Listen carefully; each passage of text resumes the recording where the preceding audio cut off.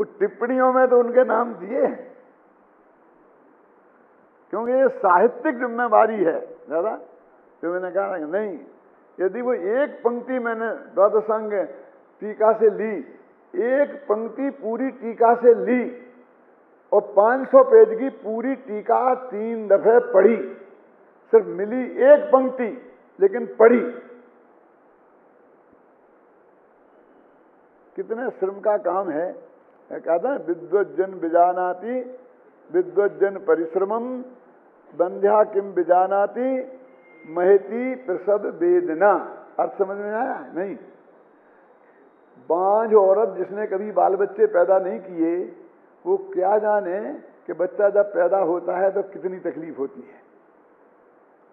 क्या बंध्या किम विजानाति महती प्रसव वेदना, जो बच्चा पैदा करते वक्त वेदना होती है महती बहुत ज्यादा, उसको बांझ क्या जाने। ऐसे ही जो विद्वान नहीं है, जिनने साहित्य नहीं लिखा है, गंभीरता से नहीं लिखा है, इसे जिसे बोलते हैं ना कि कालजयी साहित्य नहीं लिखा है, वो नहीं जान सकते हैं कि इसके साहित्य के लिखने में कितनी मेहनत होती है। अब क्या, विद्वज्जन विजानाति विद्वज्जन परिश्रमम, विद्वान ही जान सकते हैं कि विद्वान का इसमें कितना परिश्रम है। आप ये निर्णय कर सकते हैं कि एक पंक्ति जो दी है कौन, सप्तदशांगी टीका की, तो उसकी वजह से पूरे पेज पड़े होंगे कई दफे। सोच सकते हैं आप? अच्छा, किसी ने सोचा है आज तक? है? तो जब कभी कभी ऐसे हल्की बात में लोग करने लगते हैं, तब ये विकल्प आता है कि एक दफे आदि से अंत तक कोई शास्त्र पढ़ा तो है नहीं, स्वाध्याय जमकर किया नहीं है, अपनी उस किताब के बारे में जो हल्का कमेंट्स कर रहे हैं उसके 4 पेज पढ़े नहीं हैं। अब इनके ऐसे कमेंट्स की क्या कीमत है, मुझे बताइए। क्यों? तो ये कहते हैं, तो ये तो अपना हम दुख प्रकट करते हैं, जो पीड़ा हुई, ये कोई अभिमान की बात नहीं है। देखो कितने मारने की 4 पंक्तियां हैं जो आपको इसमें डाली हैं मैंने। वो क्या कह रहे हैं? विकल्प रूप नए पक्षपात को स्वीकार ना करके, अब वही आचार्य निश्चय नहीं के कितने गीत गाए हैं उनने, और उसको यहां पक्षपात कह रहे हैं। ये जैसे नाचार्य स्पष्ट शब्दों में, पक्षपात जानते किसे कहते हैं? क्यों? हम तो अन्याय को पक्षपात कहते हैं। क्यों? इनने उनके साथ पक्षपात किया है? मेरा नंबर ही नहीं आया प्रवचन करने का फिर शिविर में, इसलिए मेरे साथ पक्षपात हुआ। क्यों होता ना? अरे किसी एक के पक्ष में एकांत से झुक जाना, पक्षे पतति, क्यों?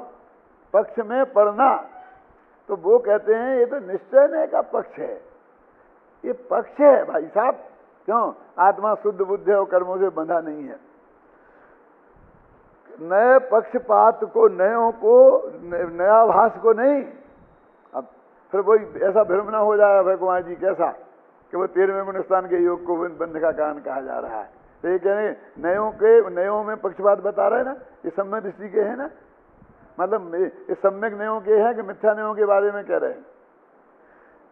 नए पक्षपात को स्वीकार न करते हुए शुद्ध पारणामिक परम भाव ग्राहक शुद्ध द्रव्यार्थिक नए, ये उसमें जैसे इनकी टीका में लिखा है। इस नए का नाम सुना आपने कभी? निश्चय व्यवहार तो बहुत सुने होंगे, और परम शुद्ध निश्चय नए भी सुना है, लेकिन एक ये नए क्यों सुना परमात्मा के नहीं? तो नए चक्र का स्वाध्याय करो। इस द्रव्यार्थिक नए के 10 भेद होते हैं, 3 शुद्ध, 3 अशुद्ध, 3 और ऐसे नॉर्मल, और एक होता है नए पक्षातीत शुद्ध परम, पढ़ो इसे क्या, पर शुद्ध पारिणामिक भाव माने जीवत्व, उस परम भाव को ग्रहण करने वाला शुद्ध द्रव्यार्थिक नय। इसका विषय कौन है? वही दृष्टि का विषय तुम्हारा, वही त्रिकाली ध्रुव, वही परम शुद्ध निश्चय नय का विषय, वही ध्यान का ध्येय। यदि उसको द्रव्यार्थिक पर्यार्थिक नय की दृष्टि से देखो तो उसको क्या बोलेंगे? शुद्ध पारणक भाव, परम भाव ग्राही शुद्ध द्रव्यार्थिक नय। निश्चय व्यवहार की दृष्टि से देखो तो बोलेंगे परम शुद्ध निश्चय नय। ख्याल में है ना? ध्यान का ध्येय, श्रद्धा का श्रद्धेय। यदि मेरे समय सार में कई जगह लिखा है, क्या लिखा है देखो, मालूम क्या मिलेगा? श्रद्धेय तो अकेला वही त्रिकाली ध्रुव है। अश्रद्धेय माने अपने में अपनापन स्थापित करने लायक, समझे ना? श्रद्धेय पिताजी साहब, श्रद्धेय वे श्रद्धेय फिद्धेय नहीं। और ध्यान भी उसी का करेंगे तो केवल ज्ञान होगा। लेकिन ज्ञान उसका अपना भी करते हैं और पर का भी, समझ आई ना? तो देखो 12 भावना में 2 पंक्तियां हैं। बोलो, बता सकता है प्रवीण कौन सी हैं 2 पंक्तियां?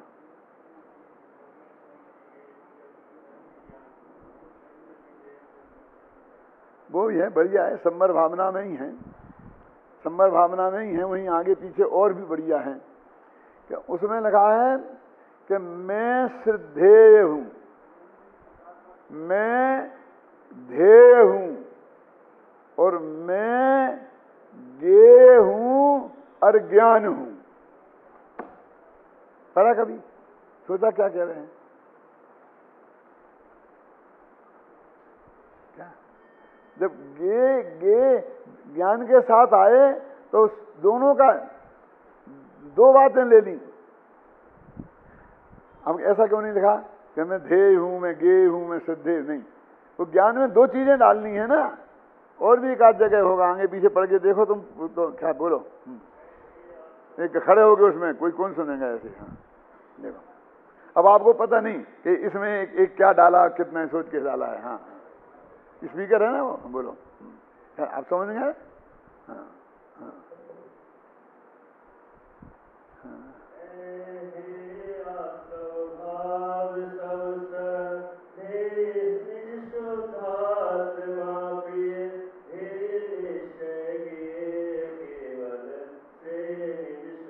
अब देखो क्या लिखा है इसमें कि वो निश्चय गे, श्रद्धेय में निश्चय श्रद्धेय नहीं लिखा, ध्येय में निश्चय श्रद्धेय नहीं लिखा। लेकिन जब गे की बात आई तो निश्चय गे लिखा। निश्चय गे माने ये इस नय का विषय, अथवा परम भाव ग्राही, वो क्या नाम, परम शुद्ध निश्चय नय का विषय। आप समझे ना? तो उसमें बुद्धि पूर्वक निश्चय लगाया, क्योंकि निश्चय व्यवहार ज्ञान में लगते हैं। तो वो यहाँ ज्ञान में परम शुद्ध निश्चय नय का विषय लेना, और जबकि श्रद्धा की दृष्टि तो पूरा, ध्यान की दृष्टि से पूरा, उसमें 2 भेद नहीं है। और फिर मैं ध्येय हूं, मैं श्रद्धेय हूं, मैं ज्ञेय हूं और मैं ज्ञान हूं, और एक ज्ञायक भाव हूं और मैं स्वयं भगवान हूं। वो सब दृष्टि का विषय उसमें पड़ा हुआ है। क्या देखो, शुद्ध द्रव्यार्थिक नय, अब नय से यहां तक का अर्थ किया है। अब आगे पुण्य पापादि पदार्थों से भिन्न। अब ये क्या आ गया? अभी भिन्नता बता रहे थे तो परद्रव्यों से भिन्न बता रहे थे, रागादि से भिन्न बता रहे थे। अभी तक यही टोन चली आ रही थी ना कैलाश जी। अब ये नई टोन बदल दी। एक एक शब्द में कितना मर्म है। अब आगे का अधिकार पुण्य पाप आ रहा है, ये उसके बीज इसमें पड़े हैं। ये नाटक है, नाटक शास्त्र का और महाकाव्य का एक नियम है। और जब मैंने वो महाकाव्य लिखा था, जब मेरी शादी नहीं हुई थी 18-19 वर्ष में, तब उसमें मैंने तब जानता था, और उसमें मैंने इस नियम को निभाया है। क्या नियम है बोलो? क्या? जो पहला प्रकरण जब खत्म हो तो अगले प्रकरण में क्या आएगा उसके बीज डाल देना है, ये नियम है उसका। क्या उससे जो अच्छा पाठक होगा उसे पता चल जाएगा कि अब यहाँ क्या बात चल रही है। मान लो नेमिनाथ पे था वो, अब नेमिनाथ की बारात जा रही है, तो यहाँ बारात यहाँ हम वर्णन कर रहे हैं बारात जाने का, अब समझे ना। और अब फिर हमें राजुल के यहाँ जाना है, अब अगला अध्याय राजुल का आएगा। तो आपने वो पढ़ी शील कथा वगैरह, दर्शन कथा, शील कथा, ये पढ़ी कि नहीं पढ़ी? नहीं सुनी? उनमें ऐसी पंक्ति आती है, ये परमानेंट पंक्ति है, यहाँ की कथा यहाँ पर रही, आगे और सुनो जो भई। पढ़ी ना? एक कई हर कथा में आएगी कि अब यहाँ जो मनोरमा थी उसके यहाँ क्या बात हो रही थी, कोई बात यहाँ रही। अब वो जो उसका पति था वहां से अब वहां की बात चलेगी, तो यहाँ की कथा वहां ही रही, अब आगे और सुनो जो भई। क्या हुई आगे कि बिन बुलाए आए ससुराल, कारण कौन भयो अधिकार। ये सब मैंने 8, 9, 10 वर्ष की उम्र में सुनी थी और उसके बाद एक दफे भी नहीं पढ़ी। ये सब बड़ौदा स्वामी की सुनी है। क्या कौन क्या कि बिन बुलाए आए ससुराल, वे पहुंच गए थे उनके पतिदेव मनोरमा के यहाँ। और पुराने जमाने में बिना बुलाए ससुराल में जाना लड़का का और लड़की का बहुत ही असंभव माना जाता था। अब आजकल का तो कोई ठिकाना ही नहीं है। क्यों है? वो पहुंच गए तो लगा कुछ ना कुछ अनहोनी घटना हुई है, तो सब लोगों ने बिल्कुल चुप्पी साध ली। सास ससुर ने, सबको मन में आशंका हो गई, लेकिन उनसे कुछ कहेंगे तो उनको बहुत अपमान फीलिंग होगा। तो उनने अपनी बेटी को ही कहा कि बेटी पता लगा ना क्या हुआ। क्यों? और जब उसकी पत्नी जब उन्हें मिली और उनने पूछी तो उन्होंने कहा ऐसा ऐसा हो गया और मेरे पिताजी ने मुझे अपने घर से देश निकाला दे दिया, घर निकाला दे दिया कि तुम हमारे घर से जाओ। तो कोई बात नहीं, आप यहाँ आ गए तो बहुत बढ़िया बहुत बढ़िया, अब यहीं रहेंगे, कोई चिंता की बात नहीं है। ये नहीं, अपने पिताजी के पास तो अरबों की संपत्ति है और सब कोई बात नहीं है। क्या है? नहीं, ये नहीं मैं सकता, ये मेरे को बर्दाश्त नहीं है कि मैं ससुराल में रहूं। क्यों? उत्तम आत्मना ख्याता पितु ख्याताश्च मध्यमा है, अधमा मातुले न ख्याता और ससुरे ने अधमा धमा। समझ में आया इसके? नहीं आया? नहीं आया? अपने बाप के नाम से जाना जाए वो बेटा उत्तम है। कि किसका बेटा है? कि फला का। हाँ, उत्तम आत्मा, खुद से जाना जाए, कोई पूछे नहीं ये किसका है। क्या पूछना है कि इसके कौन किसका बेटा है? बस ये है ना। क्यों? समझ गए ना? उत्तम आत्मना ख्याता, जिसकी पहचान अपने से हो वो सर्वश्रेष्ठ है। और पितु ख्याताश्च मध्यमा, कि लोग जिसका परिचय बाप के नाम से दें कि ये उनका लड़का है, ये उनका लड़का, अच्छा उनका लड़का, आओ आओ आओ भैया, और उनको नहीं बताते ये फला है, तो ठीक है, शिविर में 500 लोग आए। समझ में आया ना? ये हो गए कौन? पितु ख्याता, ये मध्यमा। और ये कौन है? कि ये फला का भांजा है। समझ में आई कि नहीं आई? कि मामा के नाम से जाना जाए, इसका मतलब ये हुआ कि वो भी कुछ नहीं है और उसका बाप भी कुछ नहीं। उसे भी कोई नहीं जानता और उसके बाप को भी कोई नहीं जानता। क्यों? कहाँ से जानता है? मामा के नाम से जानता। मामा जरूर ऐसा है कि वो इतना प्रसिद्ध है कि ऐसा बताने से लोगों को एकदम ठीक हो जाता है। वो ससुरे ने अधमा धमा कि जो उनके जमाई है गया काम से, वो अधम से अधम है। क्या आ गया? पहले आया था समझ में, नहीं आया था ना? उत्तम आत्मना ख्याता पितु ख्याताश्च मध्यमा अधमा मातुलेन ख्याता और सुश्रीण धमा धमा। ये ऐसी वृत्ति है। वो ये कहते हैं कि देखो इस नए से है, इस नए से कि आत्मा किसी नए से नहीं है।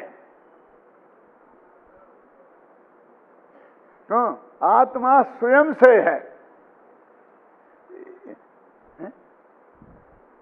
समझ में ना? देखो क्या लिखा, अब पुण्य पाप, अब पुण्य, मैं कह रहा था अगले की वो सूचना डाल देना। पुराने कथन में अगले की ये सूचना डाली है कि अब आगे पुण्य पाप अधिकार आएगा। एक पॉइंट। अब दूसरा अर्थ और अभय जी जरा ध्यान देना कि पुण्य पाप अधिकार में तो ये बताया है कि पाप के समान पुण्य भी है, पूरी टोन यही है। तो इसकी विषय वस्तु क्या है? ये कहते हैं ये नहीं है, आप बहुत धोखे में हो। ये सारा भेद विज्ञान का प्रकरण चल रहा है संवर अधिकार तक। अपनी इसमें लिखा है अनुशीलन में, है ना? तो ये कह रहे हैं कि पुण्य पाप से भी आत्मा भिन्न है, ये है इसकी विषय वस्तु। अब वो जो पुण्य के समान पाप के समान पुण्य भी है, ये तो जगत में ऐसा मानते हैं कि आधे पाप को हे मानते हो, पुण्य को उपाधि, इसलिए वो चर्चा आ गई। उन्हें बताना तो ये कि पुण्य पाप भी आत्मा नहीं है। दादाजी कह रहे हैं देखो, पुण्य पाप आदि पदार्थों से भिन्न, अजीब आदिकाल में अजीब से भिन्न बताया, फिर कर्ता कर्म का की भिन्नता बताई, अब सब पुण्य पाप से भिन्नता बताएंगे, फिर आश्रमों से भिन्नता बताएंगे, फिर संवर अधिकार आएगा और वो पूरी भिन्नता भेद विज्ञान का फिर अभिनंदन करेंगे। फिर अभिनंदन समारोह होगा संवर अधिकार में। संवर अधिकार पूरा भेद विज्ञान का अभिनंदन का है, इन्होंने लिखाया। और ये मैंने हर अनुशीलन के हर पैराग्राफ में ये सब बातें डाल दी हैं ऐसी ऐसी करके। देखो अब इन पदार्थों से भिन्न शुद्ध समय सार का कथन आगामी 4 गाथाओं में करते हैं। ठीक हो गया? अब आगे चलते बढ़ते हैं थोड़ा। उक्त कथन से यह स्पष्ट है कि अब आगामी गाथाओं में नव तत्वों में छिपी हुई पर नव तत्वों से भिन्न आत्म ज्योति, तो नव तत्वों में पुण्य पाप तत्व भी हैं, तो उनसे भिन्न आत्म ज्योति का स्वरूप स्पष्ट करेंगे और उसके अनुभव की प्रक्रिया पर प्रकाश डालेंगे जो 44वीं गाथा में है। आया ना? पदार्थों की चर्चा में जीवादि पदार्थों को मुख्यता न देकर पुण्य पापादि पदार्थों की बात कहकर आगामी अधिकार का संकेत भी दे दिया है। क्यों? जब 9 तत्वों में छिपी हुई आत्मज्योति को बताना तो बाकी 9 तत्वों से भिन्न बताते, लेकिन पुण्य पाप से भिन्न क्यों कह रहे? कभी भौतों से बता दिया, भौतों से बताएंगे, लेकिन अब जो गाथाएं आएंगी वो पुण्य पाप से भिन्न बताने की आएंगी। आगामी 4 गाथाओं में कर्ता कर्म अधिकार समाप्त हो जाएगा और उसके बाद पुण्य पाप अधिकार आएगा। इस बात का संकेत उक्त कथन में है। ये जो बातें मैंने आपको समझाई वे सब इसमें लिखी हैं। अभी तक आचार्य देव विभिन्न नयों से वस्तु को समझाते आए हैं। अब आगामी गाथाओं में वे हमें नए पक्षातीत वस्तु की ओर ले जाना चाहते हैं, है ना? यही कारण है कि उक्त गाथा के माध्यम से एक बार संक्षेप में व्यवहार और निश्चय नय की वस्तु को विषय वस्तु को स्पष्ट किया गया है। कभी अंत तक एक कह दिया, अंत में जीवे बद्धम कम्मम अबद्धम चैव नय भणियम, बद्धा बद्धम है ना गाथा, शुद्ध नयस्य जीवे अबद्ध पुट्ठम अवधि कम्मम। तो एक दफे उन्होंने इस प्रकरण को यहाँ पर अधिकार दोहरा दिया। एक तरीके से पहली गाथा से यहां तक कर्ता कर्म एकत्व ममत्व करते तो भोगते तो एक, और अब ये पुण्य पाप से भी भिन्न है, ये बताएंगे। ये इसमें ये कहना चाहते हैं आचार्य। देखो देखो अपन ने ये पढ़ा ना अपना, ये अब जैसे अपन बोलते टिप्पणी अपना अपनी तरफ से लिखा, तो ये इसमें जो मैंने इतनी बातें समझाई वो सब इसमें आ गई। यदि आप शांति से पढ़ें तो ये इतनी बातें आपके ख्याल में आ सकती हैं कि नहीं आ सकती? इसमें कोई अस्पष्टता की कमी रह गई नहीं रही ना? तो मेरे कहने का कोशिश एक की गई है कि जो ध्यान से पढ़ें उन्हें वो बात ख्याल में आ जाए कि क्या कहना चाहते हैं। अब अपनी आगामी गाथा चलती है। 141वीं गाथा में आत्मा के संदर्भ में व्यवहार नय और निश्चय नय के पक्ष को प्रस्तुत किया गया है। उसी के संदर्भ में आचार्य अमृतचंद इस गाथा की उत्थानिका आत्म ख्याति में ततः किम, इससे क्या, मात्र इतनी ही देते हैं। क्या कह रहे कि एक नय कहता है कि आत्मा बंधा है और दूसरा नय कहता है कि आत्मा बंधा नहीं है। आचार्य कहते तथा किम क्या माथा मार, क्या लेना देना, खत्म हो गई ना बात, सुन ली ना हमने।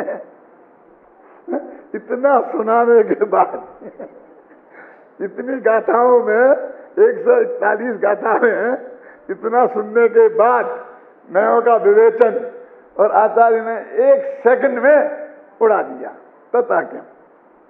अब पढ़ता हूं मैं तथा किम का अर्थ, इसमें क्या लगा। 141वीं गाथा में आत्मा के संदर्भ में व्यवहार नय और निश्चय नय के पक्ष में प्रस्तुत किया गया है, को पक्ष को प्रस्तुत किया गया है। मैंने एक वकील जैसा ही अपना पक्ष प्रस्तुत कर देता है ना, मजिस्ट्रेट ये नहीं मानता है, पर इनने इस आदमी का पक्ष प्रस्तुत किया है। तुम्हारी बात हमने पूरी सुन ली। उसी के संदर्भ में आचार्य अमृतचंद इस गाथा की उत्थान का आत्मख्याति में तथा किम, हिंदी इसके क्या, मात्र इतनी ही देते हैं। तात्पर्य यह है अभी कि कोई नए कुछ भी क्यों ना कहे, मुझे उससे क्या प्रयोजन है, मेरा प्रयोजन उससे सिद्ध होने वाला नहीं है। मेरा प्रयोजन तो नए पक्षातीत होने में है, क्योंकि मैं तो नए पक्ष से पार हूं, नए विकल्पों से विकल्पातीत हूं। आत्मानुभूत भी नए पक्षातीत अवस्था का नाम है। अब मुझे इन नए विकल्पों से क्या प्रयोजन है, इस आशय का प्रतिपादन करने वाली आगामी गाथा इस प्रकार है। अब आए ना ख्याल में क्या करे तथा क्यों? भैया उलझने के लिए 1000 जगह हैं। वो कहते नए पक्षों से समझो, लेकिन नए पक्षों में उलझो मत। एक ऐसा प्रश्न भी आया है, नए चक्र में मैंने कोट किया है। आज संजीव नहीं दिख रहा है, कहाँ है कि कहीं बैठा है क्या? नहीं है, गोधा। उसमें ऐसा लिखा है कि ये जो नए पक्ष से आपने सब नयों का वर्णन किया है, तो इससे फायदा क्या है? ऐसा प्रश्न उठाया परमात्मा। तो आचार्य देव ने कहा कि ये अनादिकाल से मिथ्या नयों के पक्ष में पड़ा हुआ है। तो सम्यक नय माने क्या, सत्कल्प, हाँ ऐसा लिखा, इन कल्पनाओं से क्या फायदा है?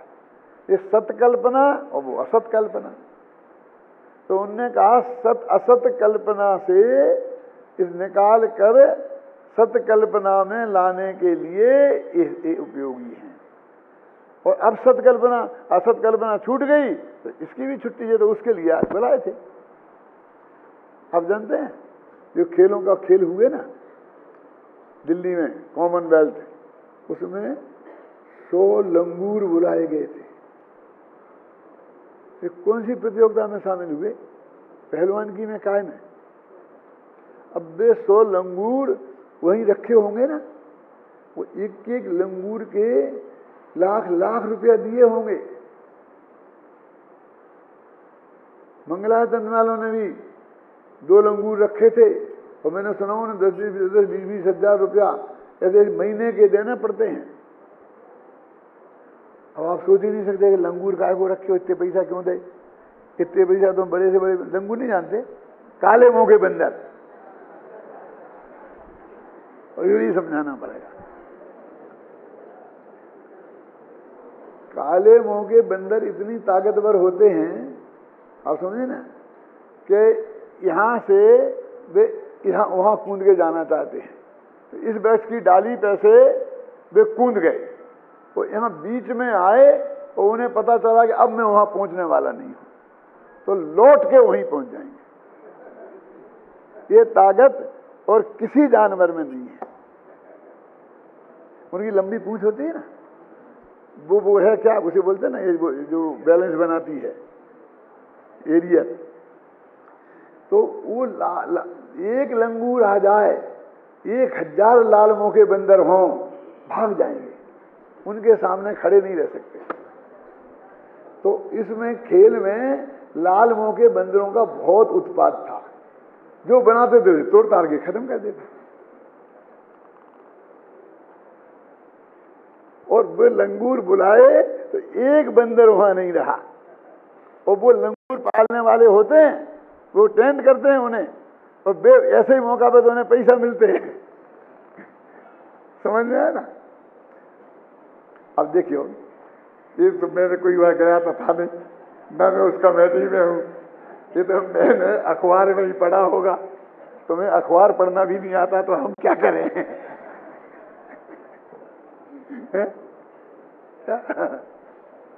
तो समाचार पढ़ना तो कैसे आएगा। तो वो कहते हैं कि सत्य कल्पना को तुम क्यों लाए। ये कोई आचार्य का कथन है, शायद जयसेन का ही है, हैं? और उसमें मैंने कोट किया नए चक्र में। नए चक्र लिखते वक्त मुझे जितनी मेहनत करनी पड़ी, तकलीफ हुई, कल्पना आप सोच नहीं सकते। ये सब अभय कुमार जी और सब यहीं थे जब मैं लिखना शुरू किया था। सब विद्यार्थी इन लोगों ने उसको उस सब पीड़ा को देखा है। 24 घंटा में लिखता था जब, क्यों उस वक्त तो ये कंप्यूटर थे नहीं, तो अपने हाथ से सारी प्रेस कॉपी बनानी पड़ती थी। क्यों समझे ना क्या हुआ। अब क्या बात चल रहा है, तो कहते सत्य कल्पना रूप जो ये नए हैं, उनसे मैंने असत कल्पना में से निकाला। और अब कल्पनाओं में तो आत्मा है नहीं, कल्पना माने विकल्प। तो अब इसलिए विकल्प जाने के लिए इसका निषेध कर दिया। लाल मंदिर भाग गए, कॉमनवेल्थ खत्म हो गया, अब लंगूर जाओ। अब लंगूरों का क्या काम, तो लंगूरों की छुट्टी हो गई, अब लंगूरों की छुट्टी होगी। मैं जितना निश्चय न का भगत हूं, अब क्या है, लेकिन उदाहरण इससे बढ़िया दूसरा क्या है, मैं मेरे पास कहां से लाऊं। देखो क्या पढ़ते हैं अपन, कम्मम बद्धम बद्धम। अब ये खत्म हो गया टाइम कल से।